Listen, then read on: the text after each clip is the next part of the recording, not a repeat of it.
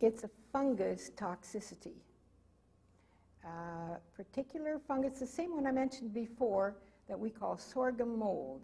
I don't know the exact scientific name of that fungus, but it occurs in sweet things, sugary things. That mold grows, the spores are there, and it grows in our blood vessels. I mentioned earlier that before part 1 of this series aired, I and public TV stations received emails accusing me of being a dope and perhaps a willing accomplice to quackery. The public stations were also challenged to cancel the series on Hulda Clark. After part 1 aired, the only responses that I received, phone calls and emails from Louisville, Kentucky, Little Rock, Arkansas, Greenville, South Carolina, Philadelphia, Chicago, and Citrus Heights, California, all expressed great admiration for the show's emphasis on alternative health and on specific benefits that some of them say family members received from Hulda Clark's advice. Of course, everyone won't agree with their assessment, and I have received mail prior to this series that claimed Hulda Clark's theories are even dangerous. But the writer from California hit a special nerve.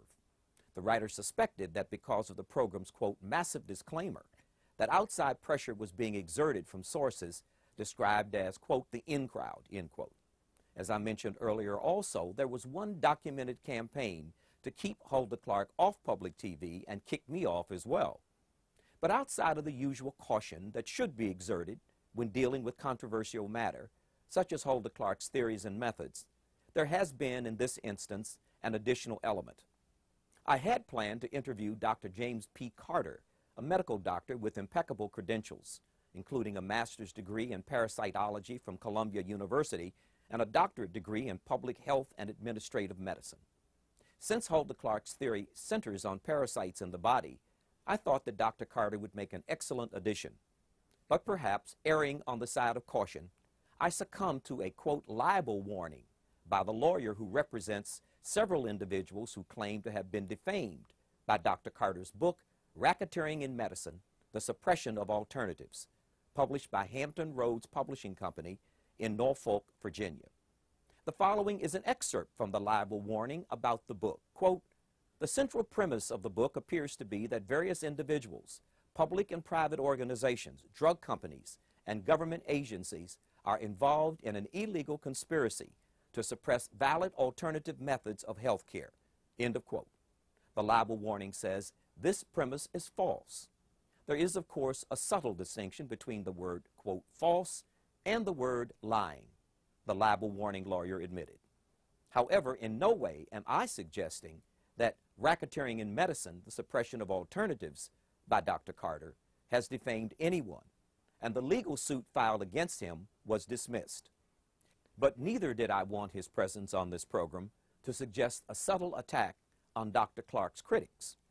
And since the libel warning lawyer's statement says that several people who repeated the allegations, quote, have found it very expensive, end quote, I believe it prudent to avoid a discussion of the book's charges. I'm certainly not going to mention any individual, consumer protection organization, business, or federal agency mentioned in Dr. Carter's book. But my lawyer advises me that the Constitution leaves me free to tell you that you're free to read Racketeering in Medicine, The Suppression of Alternatives by Dr. James P. Carter on your own. And should you get the urge to repeat what you have read, be aware there is a libel warning in effect.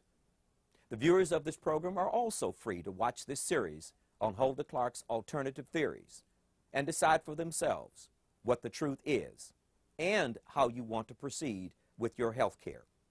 While these political debates continue, the reality of killer diseases persists. On this program, Dr. Hulda Clark will discuss 5 of them: heart disease, cancer, stroke, lung disease, and diabetes, and the remaining 5 in the next part.